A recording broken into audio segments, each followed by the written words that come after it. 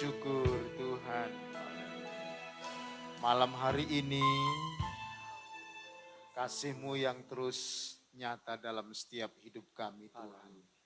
Kami bersyukur buat korban-Mu di atas kayu salib yang menyelamatkan kami, yang menanggung segala penyakit dan dosa-dosa umat-Mu Tuhan. Kami yang sepatutnya harus dihukum, tapi oleh karena perhatian dan belas kasih-Mu Tuhan, Engkau menyelamatkan hidup kami semuanya. Amen. Tuhan. Terima kasih, kami bersyukur malam hari ini Roh Kudus tolong setiap kami umat-Mu supaya kami bisa mendengar firman-Mu dengan baik ya Tuhan. Dan biar darah Yesus menyucikan setiap kehidupan kami. Kami patahkan, kami tolak segala pekerjaan-pekerjaan setan, kuasa-kuasa pendakwa yang bukan dari Tuhan. Kami patahkan, kami tolak kuasanya di dalam nama Tuhan Yesus. Kalau mungkin ada umat-Mu yang sakit, Tuhan sembuhkan. Amen. Tuhan pulihkan Tuhan. Amen. Kami bersyukur malam hari ini, lengkapi kami semua dengan Roh-Mu, dengan firman-Mu, dan biar kami semua diberkati oleh Tuhan. Di dalam nama Tuhan Yesus, kami bersyukur, kami berdoa. Haleluya, bersama-sama katakan. Amin. Puji Tuhan, silakan duduk kembali Bapak Ibu Saudaraku yang kekasih di dalam Tuhan. Selamat malam tentunya dan Tuhan Yesus menyertai dan memberkati kita sekaliannya. Shalom. Sekali lagi shalom. Kemurahan Tuhan yang tak berkesudahan dan yang selalu baru terus menyertai dan memberkati kita sekaliannya saudara. Untuk itu saudaraku yang kekasih di dalam Tuhan, betapa hebatnya kuasa Tuhan yang terus kita bisa rasakan sampai pada malam hari ini, membuktikan cinta dan kasih Tuhan itu saudara di dalam Tuhan tidak pernah berubah dan tak terpengaruh oleh suasana apapun.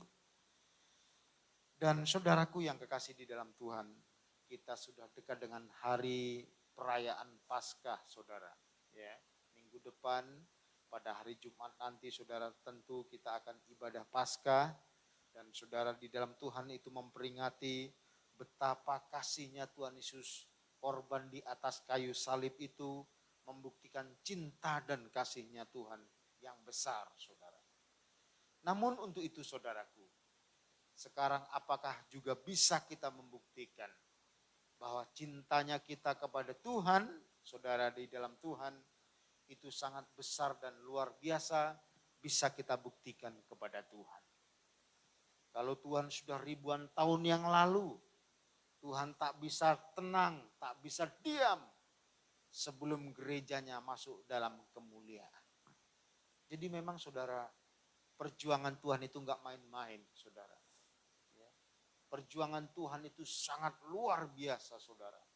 Kepada saya dan saudara, Tuhan perjuangkan supaya kita enggak menemukan kebinasaan. Tetapi supaya kita memperoleh hidup yang kekal. Dan di dunia ini, tak ada yang bisa memberikan jaminan keselamatan. Yang bisa menanggung penyakit kita. Yang bisa menanggung kutuk kita. Selain itulah pribadi Tuhan Yesus. Jadi sebenarnya saudara-saudara di dalam Tuhan, kita orang yang telah ditebus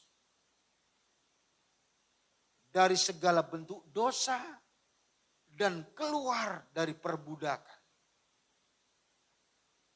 Sebenarnya ada tujuan Tuhan untuk menebus kita, mengeluarkan kita dari perbudakan.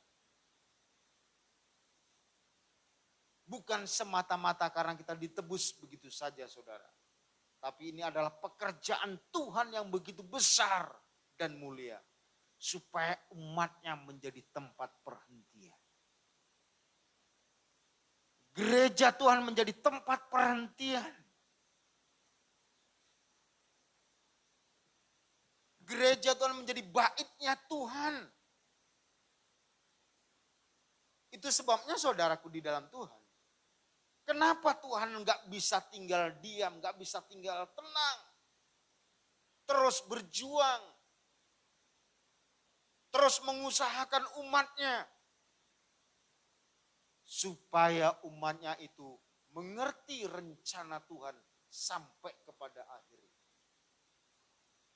Kita akan baca dalam kitab Yesaya pasalnya yang ke-53. Saudaraku yang kekasih di dalam Tuhan. Yesaya pasalnya yang ke-53. Saudaraku yang kekasih di dalam Tuhan. Kita akan baca, saudaraku di dalam Tuhan, ayatnya yang ketiga. Saudara-saudaraku yang kekasih di dalam Tuhan. Yesaya pasalnya yang ke-53, ayatnya yang ketiga, saudara-saudaraku yang kekasih di dalam Tuhan. Yesaya 53 ayat 3, ia dihina dan dihindari orang, seorang yang penuh kesengsaraan dan yang biasa menderita kesakitan. Ia sangat dihina sehingga orang menutup mukanya terhadap dia, dan bagi kita pun dia tidak masuk hitungan. Ayat yang keempat, tetapi sesungguhnya penyakit kitalah yang ditanggungnya dan kesengsaraan kita yang dipikulnya. Padahal kita mengira dia kena tulah, dipukul dan ditindas Allah. Ayatnya yang ketiga dan ayatnya yang keempat ini, saudara. Ini menunjukkan bahwa Kristus yang menjadi korban, yang menanggung segala kutuk dosa. Kristus yang menanggung beban manusia yang harus dihukum.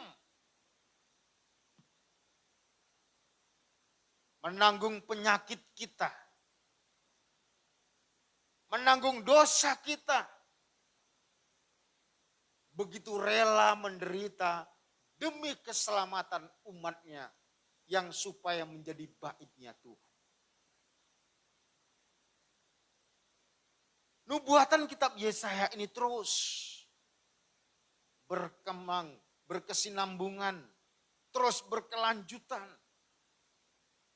Sampai nanti pada akhirnya, sampai umat Tuhan itu berjalan dalam terangnya Tuhan.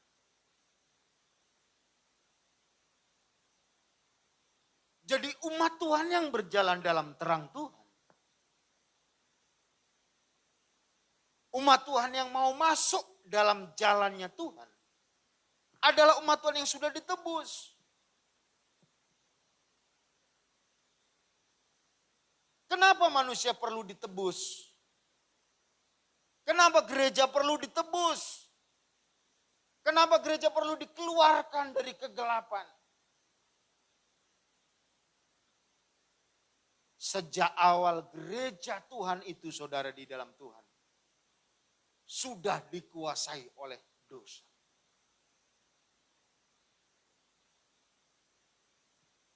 Dosa dari keturunan nenek moyang. Dosa yang kita warisi dari nenek moyang. Itu nggak bisa diputus, nggak bisa dilepaskan oleh umat Tuhan sendiri. Kalau tidak mengalami penebusan oleh darah Yesus. Itu sebabnya saudaraku, Yesaya pasal 53 ayatnya yang keempat ini, saudara di dalam Tuhan. Kematian Kristus di atas kayu salib itu menanggung segala dosa.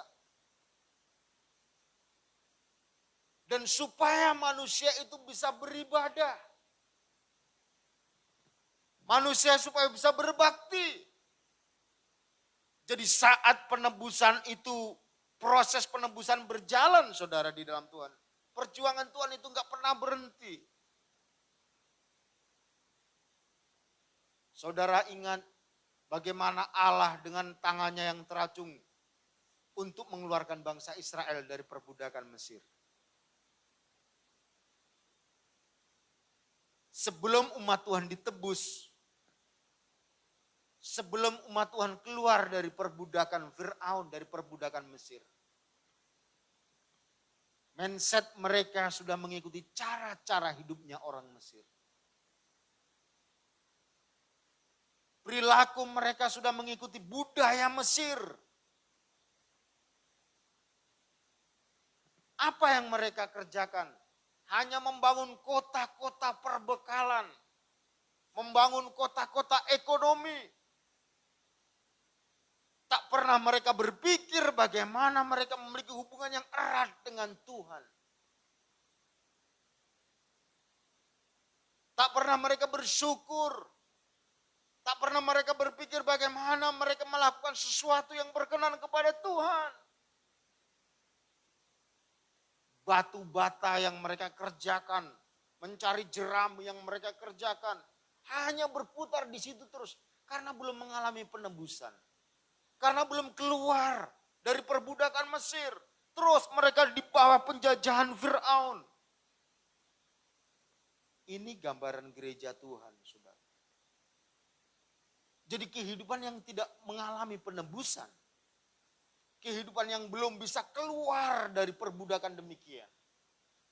Kehidupan yang belum bisa beribadah dengan baik. Kehidupan yang belum bisa beribadah dengan benar. Kehidupan yang belum bisa beribadah dengan ditandai pengorbanan. Mereka terus berputar. Dan mindset mereka, cara berpikir mereka hanya membangun kota-kota perbekalan. Satu kali mereka mendapatkan pertolongan Tuhan.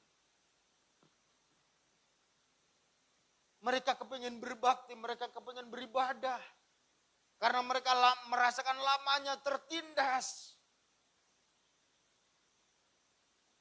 Mereka berseru kepada Tuhan. Tuhan utus seorang gembala yang namanya Musa. Minta izin supaya mereka bisa berbakti beribadah. Oh boleh, tapi nggak boleh semua, laki-laki saja dulu. Musa terus berjuang, minta izin lagi. Oh boleh, tapi jangan jauh-jauh. Musa nggak berhenti, nggak menyerah sampai di situ. Musa berjuang. Firaun katakan, oh boleh, tapi jangan bawa kambing dombamu. Jadi seorang hamba Tuhan, seorang gembala ini, saudara di dalam Tuhan. Pak Gembala ini memperjuangkan saya dan saudara untuk sampai kita bisa berbakti beribadah itu penuh dengan pengorbanan yang luar biasa.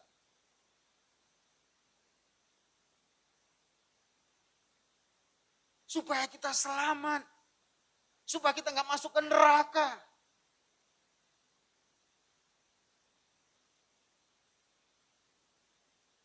Lalu apa saudara? Saat mereka bisa berbakti, mereka bisa beribadah dengan baik. Mereka bisa merasakan, mengerti lawatan Tuhan. Yang awan, yang api, mengikuti dan menaungi dalam perjalanan mereka. Ini kepada orang yang memiliki tujuan dengan benar ke tanah perjanjian. Ini kepada orang, kepada keluarga yang memiliki tujuan yang benar untuk bisa beribadah dengan benar. Jadi saudara umat Tuhan, jemaat Tuhan yang di Tanjung Uban ini. Kalau kita komitmen, kita keluarga kita memiliki komitmen untuk kita memiliki tujuan yang benar, berbakti dan beribadah kepada Tuhan dengan benar. Ada penyertaan Tuhan dalam bentuk tiang awan dan tiang api. Ada perlindungan khusus kepada orang-orang yang memiliki tujuan beribadah dengan benar. Haleluya. Haleluya. Saudara percaya? Makan minum mereka pun dijamin oleh Tuhan. Mereka nggak perlu khawatir. Artinya kalau sekarang bukan kita nggak bekerja, kita tenang-tenang, bukan begitu. Artinya orang yang bisa beribadah, orang yang memiliki tujuan beribadah dengan benar. Semua kehidupannya itu saudara di dalam Tuhan berada dalam penyertaan dan dijamin oleh Tuhan. Tapi saat mereka lengah, saat mereka nggak waspada, saat mereka bisa makan daging, saat mereka bisa minum air, saat mereka haus bisa minum air yang banyak, saat mereka kepingin makan daging, datang burung puyuh yang banyak. Akhirnya apa saudara? Dalam suasana perjalanan yang demikian, saat diberkati oleh Tuhan, mereka lupa bersyukur kepada Tuhan. Tipe manusia itu demikian, saudara. Apa yang terjadi saudara? Roh kerakusan masuk dalam kehidupan mereka. Makanya kita perlu waspada. Waspada. Saat mereka masih di bawah kuasa belenggu dosa, di bawah kuasa Mesir, mereka menjerit-jerit, Tuhan tolong kami, Tuhan dengarkan doa kami. Untuk makan pun susah. Mungkin gak pernah merasakan kenyang saudara. Tapi di saat perjalanan itu saudara di dalam Tuhan diberkati oleh Tuhan. Mereka juga lupa bersyukur kepada Tuhan. Sampai pada puncaknya saudara di dalam Tuhan. Mereka berdemonstrasi kepada Harun untuk mendirikan lembu emas. Tujuannya apa? Tujuannya untuk berputar balik. Berputar balik. Mereka kepengen lagi ke Mesir. Belum sampai ke tanah perjanjian. Belum dilihat itu tanah perjanjian. Belum dilihat itu tanah Kanaan. Belum dilihat itu Sion.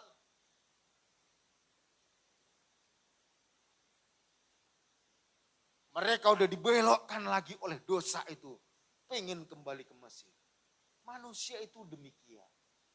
Makanya saudara di dalam Tuhan. Yesaya pasalnya yang ke-53 ini saudara di dalam Tuhan. Ini sebuah nubuatan. Makanya saudara di dalam Tuhan. Supaya kita ini saudaraku yang kekasih di dalam Tuhan. Gak terjebak dalam dosa-dosa yang demikian. Kita harus bisa beribadah dengan benar.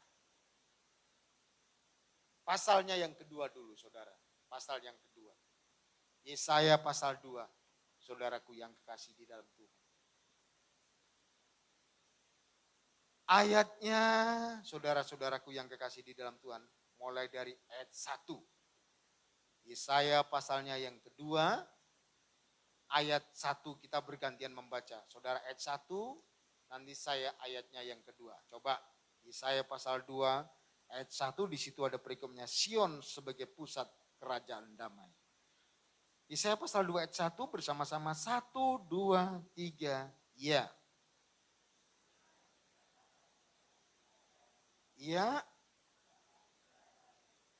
Akan terjadi pada hari-hari yang terakhir gunung tempat rumah Tuhan akan berdiri tegak di hulu gunung-gunung dan menjulang tinggi di atas bukit-bukit. Segala bangsa akan berduyun-duyun ke sana. Ayat 3.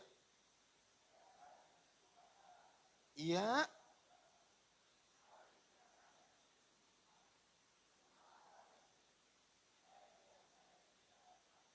Iya. Iya. Iya. Iya. Ini saudara di dalam Tuhan nubuatan. Yesaya pasalnya yang kedua, dan banyak suku bangsa akan pergi serta berkata, mari kita naik ke gunung Tuhan, ke rumah Allah Yakub, supaya ia mengajar kita tentang jalan-jalannya. Ini berbicara ibadah.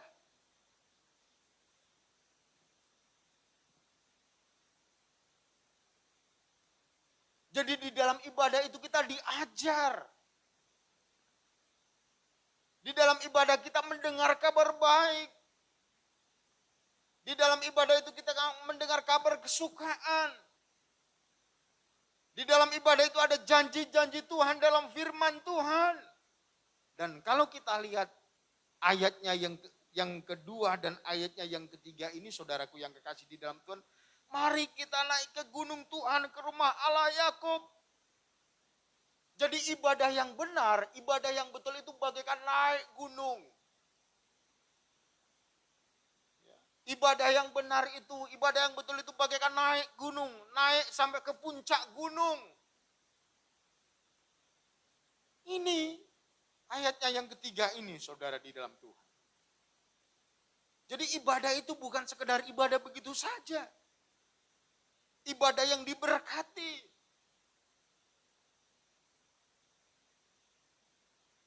Ibadah yang naik ke puncak gunung itu bagaikan ibadah yang melelahkan.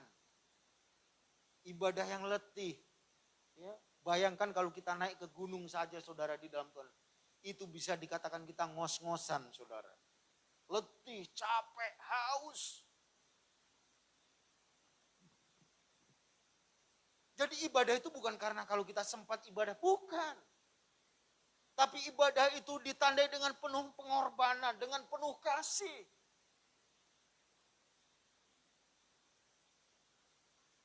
Ibadah itu bukan nanti aku mendapatkan sembako, bagian dari ibadah itu, bukan. Tapi ibadah itu mau mempersembahkan korban kepada Tuhan.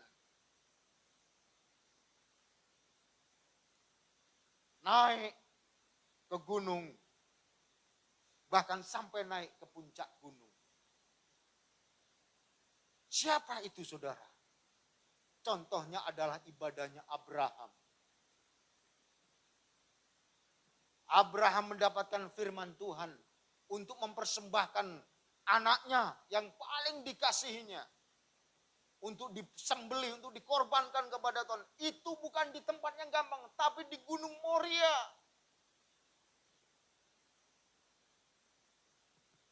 Jadi untuk beribadah, untuk membawa korban itu, saudara, bukan sesuatu yang gampang. Penuh dengan perjuangan. Dia harus persembahkan anaknya yang tunggal, anak yang dikasihnya yang lama sekali untuk dia dapatkan, saudara. Bukan hanya itu saja, saudara.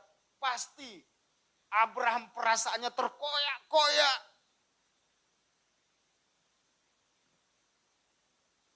Karena mendapatkan perintah Tuhan untuk mengorbankan anaknya yang tunggal ini, saudara.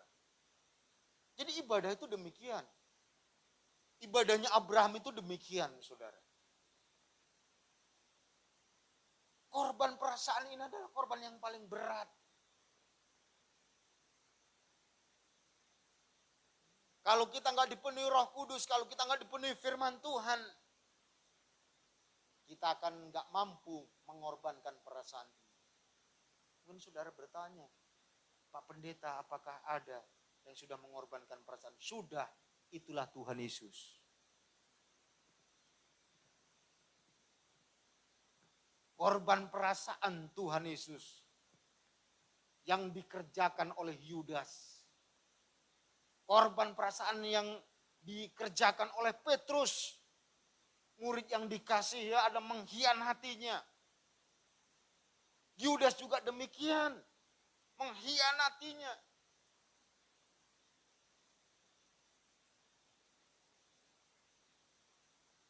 Jadi saudara di dalam Tuhan. Sampai perasaan kita pun diajar oleh Tuhan. Supaya apa, saudara? Supaya kita mengerti bagaimana kemurahan Tuhan itu terus berkelanjutan menolong kita. Haleluya. Amin, saudara. Dan untuk itu, saudara, di dalam Tuhan, kalau kita memiliki ibadah yang benar, kalau kita memiliki ibadah yang betul, saudara, di dalam Tuhan, Tuhan bukan hanya memberi janji, Tuhan bukan hanya memberi kekuatan baru, tapi sebenarnya Tuhan mau mempergunakan hidup kita ini. Dunia supaya menerima keselamatan, dunia supaya menerima ketenteraman, dunia supaya menerima ketenangan. Sebenarnya Tuhan mau pakai kita semua umat Tuhan, jemaat Tuhan. Jadi Tuhan itu mau melibatkan hidup kita, Tuhan itu mau merekrut hidup kita, saudara, di dalam Tuhan. Supaya dunia itu melihat bahwa keselamatan yang Tuhan siapkan itu udah terlebih dahulu ada dalam kehidupan kita.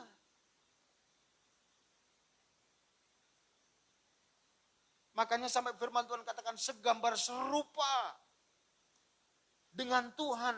Jadi gambar dan rupa Tuhan itu supaya ada dalam kehidupan kita, saudara. Orang-orang yang sudah diselamatkan tentunya.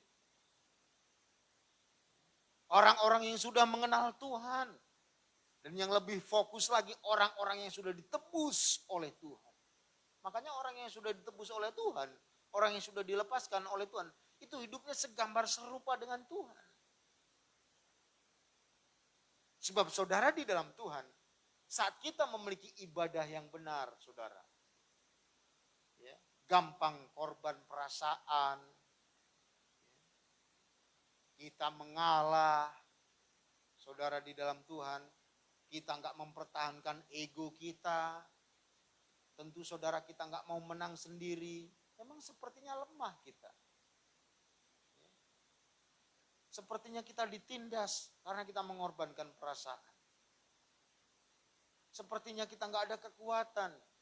Tapi saudara tahu, dalam kondisi yang demikian, Tuhan itu akan berkarya.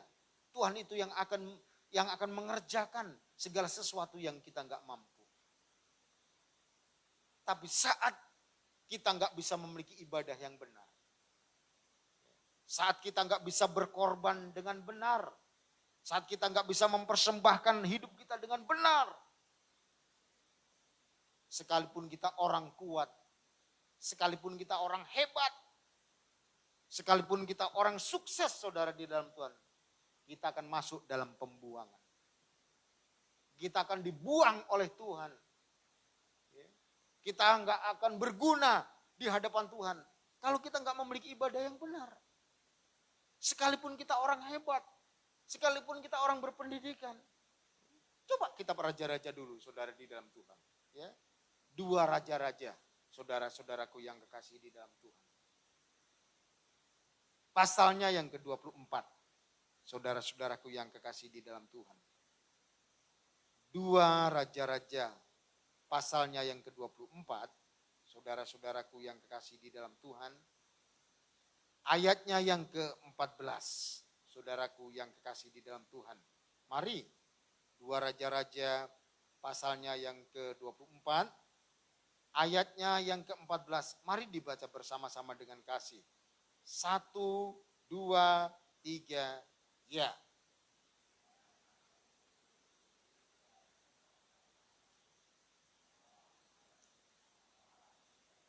Ya.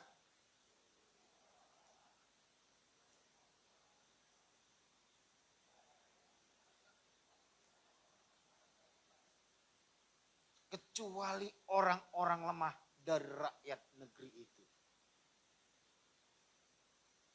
Ini penyebabnya apa saudara? Ada di sini orang pandai yang mengangkut seluruh penduduk Yerusalem ke dalam pembuangan. Semua panglima dan semua pahlawan yang gagah perkasa. Ini kalau panglima dan pahlawan gagah perkasa, saudara. Ini orang-orang yang mengerti strategi. Orang-orang yang berpengaruh dalam perang. Orang-orang yang memiliki power, orang-orang yang berkuasa, saudara, di dunia. Tapi saudara lihat. Ayatnya yang ke-14 ini mengatakan, saudaraku, panglima dan semua pahlawan yang gagah perkasa. 10.000 orang tawanan, juga semua tukang dan pandai besi. Orang-orang yang berpotensi, saudara. Orang-orang yang memiliki pengaruh.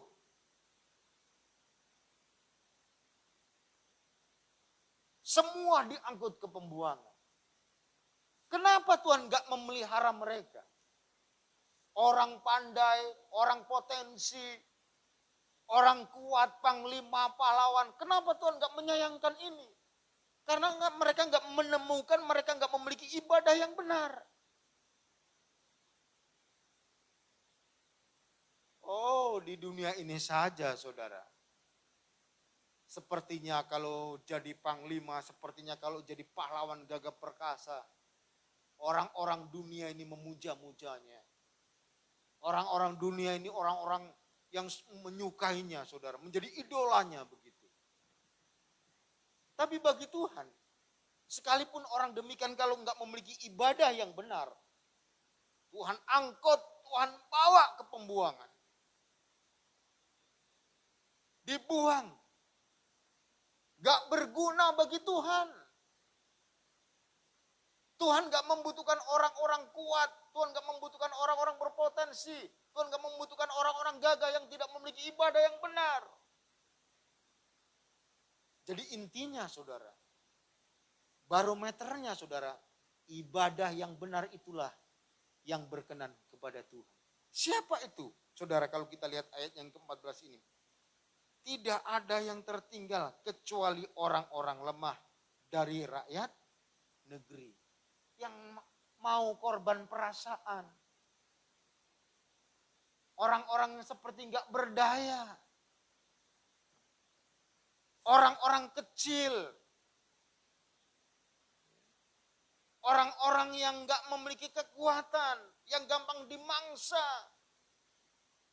Yang suka perasaannya terkoyak. Yang suka perasaannya hancur.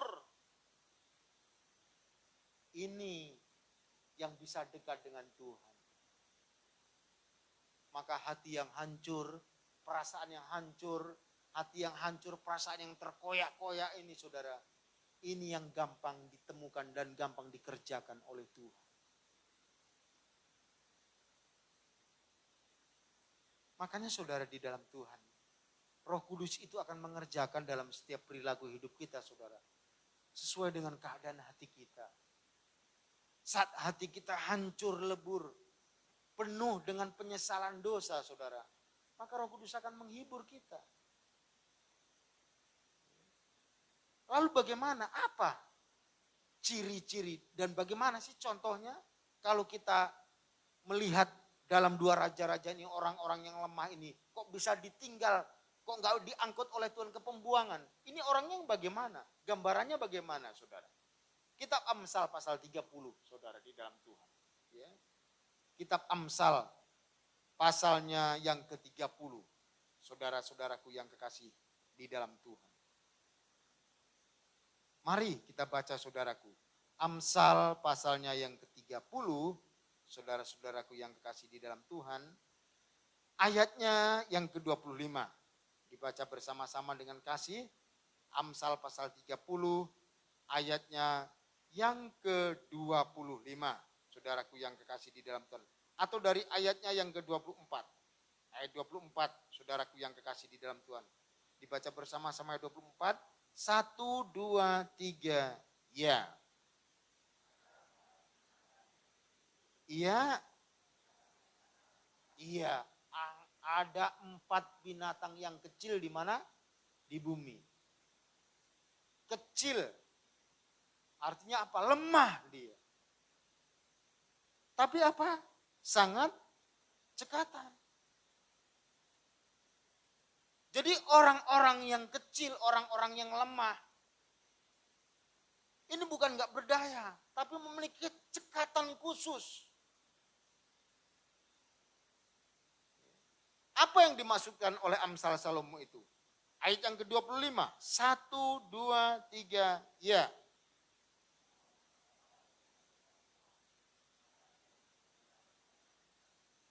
Iya, semut. Bangsa yang tidak kuat. Bangsa yang lemah. Tapi karakter semut, bangsa yang tidak kuat, tetapi yang menyediakan makanannya di musim panas. Sebenarnya nggak ada kekuatan dia, nggak berdaya dia. Ini gambaran umat Tuhan, gambaran manusia. Manusia itu sebenarnya nggak memiliki kekuatan apa-apa. Untuk bertahan hidup, manusia itu nggak ada kemampuan. Ya. Kita itu bisa kita lalui tahun 2021, 2022, bahkan 2023 yang akan datang. Itu bisa kita lalui, itu semua karena Tuhan. Sebenarnya kita nggak memiliki kekuatan untuk melalui hari-hari itu. Tapi kenapa? Seperti semut bangsa yang tidak kuat, tapi bisa ada, dia bisa hidup, dia bisa bertahan. Kalau kita lihat ayat ini, lihat firman Tuhan, tetapi yang menyediakan makanannya di musim panas. Saat rohaninya hangat. Saat mengalami kebangunan rohani. Dia bisa beribadah dengan benar. Dia bisa beribadah dengan tanda pengorbanan. Dia kumpulkan makanan. Saat ada kehangatan rohani, dia kumpulkan itu. Dia dengar firman Tuhan. Dia kumpulkan hukum-hukum Tuhan.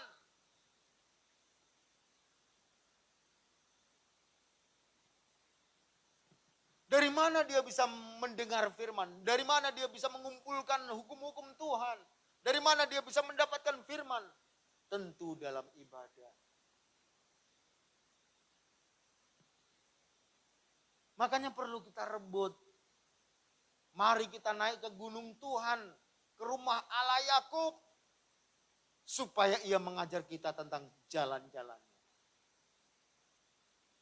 Jadi saat semut sadar, dia harus kumpulkan makanannya di musim panas. Nanti waktu musim dingin tiba, supaya mereka nggak mati kelaparan. Mereka bisa bertahan dengan makanannya itu. Begitulah hidup kita ini. Saat kita bisa berbakti, bisa beribadah dengan baik, bisa beribadah dengan benar. Saat nanti datang kesukaran, datang kesulitan yang akan menghancurkan dunia ini, saudara di dalam Tuhan. Kita bisa bertahan karena Roh Kudus memberikan kekuatan kepada kita. Haleluya. Amin. Apa berikutnya, saudara? Kalau tadi semut, sekarang ayatnya yang ke-26. Dibaca bersama-sama 26. 1, 2, 3, iya. Iya. Iya. Yang kedua pelanduk. Pelanduk bangsa yang lemah. Tetapi yang membuat rumahnya di bukit batu.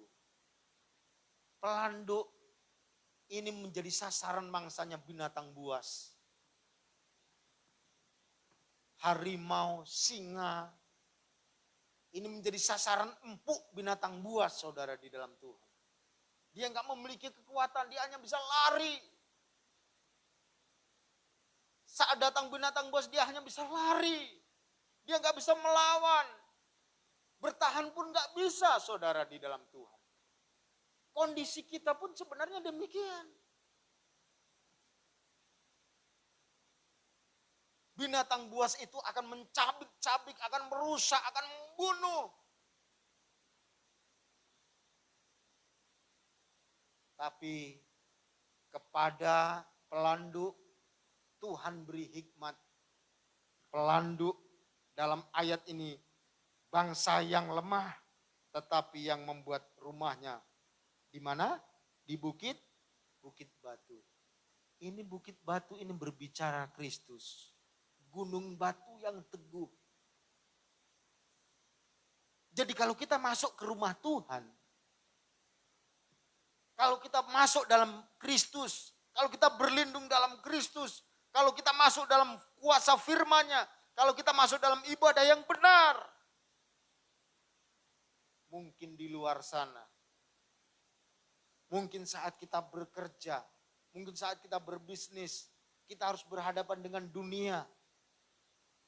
Mungkin juga dunia mistik yang masih mengalami perdukunan, saudara.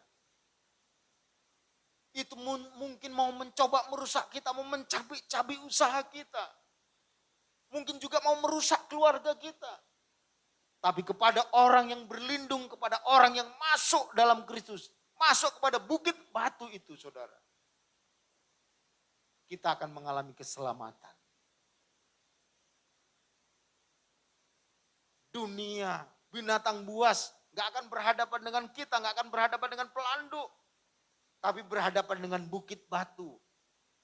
Dunia, binatang buas gak akan berhadapan dengan kita, tapi akan berhadapan dengan Kristus yang berkuasa sebagai kepala. Yang menyelamatkan seluruh kehidupan kita ini, saudara. Itu semua diberikan kepada orang-orang yang bisa berbakti, orang-orang yang berlindung kepada Tuhan dengan baik. Semut, pelanduk, bangsa yang kecil, bangsa yang tidak kuat, bangsa yang lemah. Tetapi bisa bertahan hidup. Semua oleh karena pertolongan Tuhan. Haleluya. Apalagi saudara setelah pelanduk. Sekarang ayat yang berikutnya saudaraku di dalam Tuhan. Ayat berapa? 27. Mari dibaca bersama-sama ayat 27. 1, 2, 3, ya. Iya, iya. Ini juga nggak memiliki kekuatan, saudara. Ya, hanya bisa terbang kecil saja, saudara. Ini menunjukkan kehidupan orang yang bisa disiplin, orang yang teratur, bisa berbaris teratur. Gak memiliki raja tapi bisa berbaris teratur. Lalu siapa rajanya? Ini gambaran kita, raja kita adalah Tuhan, Tuhan Yesus. Jadi hidup kita teratur, teratur doa kita, teratur ibadah kita. Ya. Semua teratur, saudara. Ya. Pokoknya teratur, hidup kita teratur. Ya. Saudara pasti mengerti apa maksud Tuhan, saudara. Hidup kita teratur, pujian kita teratur, ibadah kita teratur. Makanya ibadah kita ini kan tersusun rapi, saudara. Ya. Gak asal ibadah aja, saudara, di dalam Tuhan. Ya. Teratur, saudara. Mulai dari pujiannya, penyembahan, persembahan, lalu firman Tuhan. Itu teratur. Jadi kita pun hidup sebagai orang percaya yang sudah ditebus, saudara, di dalam Tuhan. Ini harus teratur. Teratur kita bekerja, ya, jam sekian kita bekerja, jam sekian kita pulang. Kan begitu, saudara. Jam sekian kita ibadah, saudara. Jangan pula terus kita ini kerja terus. Sampai nggak pernah beribadah. Saudara, di dalam Tuhan. Ada kalanya kita ini manusia terus diplesetkan oleh dunia itu begitu, saudara. Disibukkan oleh dunia ini, saudara. Ya, nggak sadar roh dunia itu udah menguasai hidup kita. Sepertinya kita disibukkan oleh pekerjaan itu, disibukkan oleh pekerjaan itu. Sampai sepertinya nggak sempat kita beribadah. Itu suatu jebakan roh dunia yang akan menghilangkan kita ke pembuangan, saudara. Makanya kita harus waspada, saudara, di dalam Tuhan. Ya. Makanya harus teratur. Belalang ini nggak mempunyai raja, tapi hidupnya teratur, saudara. Ini binatang yang lemah. Makanya tadi kita raja-raja itu semua yang kuat, panglima, pahlawan yang gagah perkasa, semua diangkut ke pembuangan. Karena mereka nggak bisa beribadah dengan benar. Tapi dalam kitab Amsal ini gambarannya semut, pelanduk, belalang. Baru yang terakhir apa? Cicak. Coba ayat 28 bersama-sama. 28. 1, 2, 3, iya. Iya. Iya. Hebat ya. Cicak yang bisa kau tangkap dengan tangan. Ini binatang yang lemah. Tapi kok bisa sampai ada di istana raja? Istananya Tuhan. Yerusalem baru. Itulah kerajaan sorga. Orang-orang yang lemah yang sepertinya bisa ditangkap dengan tangan, bisa dikuasai dengan tangan, bisa dikuasai dengan dunia ini. Bagi dunia mungkin kita dianggap orang-orang lemah. Bagi dunia mungkin kita dianggap bagaikan orang-orang yang bisa ditangkap, dikuasai dengan tangan. Tapi kalau kita bisa beribadah dengan benar, saudara, di dalam Tuhan. Sampai pada puncaknya pun nanti kita berada di istana raja. Itulah yang penuh kemuliaan. Itulah kota Yerusalem baru. Itulah kerajaan sorga, saudara, di dalam Tuhan yang kita idam-idamkan ini. Haleluya. Amin, saudara. Makanya saudara, di dalam Tuhan kita harus merindukan istana raja. Mempelai pria.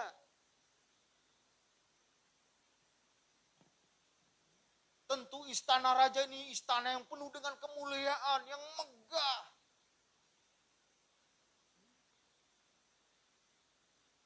Istana yang dibangun dengan penuh kemuliaan. Istana yang dibangun dengan penuh kasih. Jadi saudara, di dalam Tuhan, kitab Amsal ini memberikan gambaran-gambaran tersendiri. Supaya pikiran kita bisa tertuju kepada kehidupan yang kekal, saudara.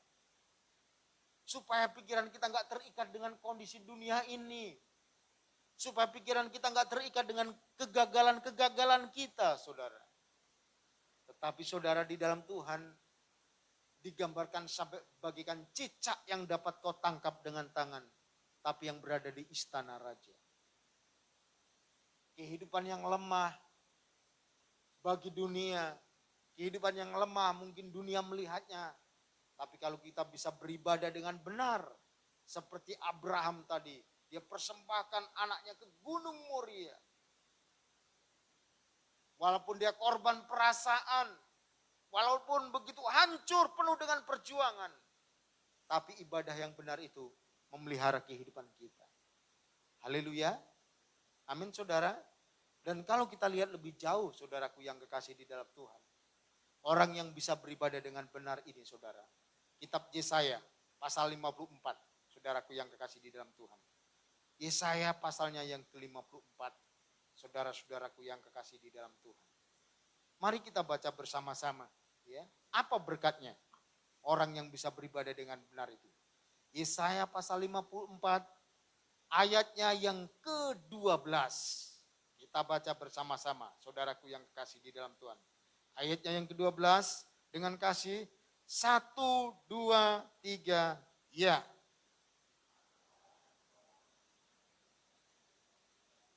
Ya. Ya. Ayat 13. Iya. Iya.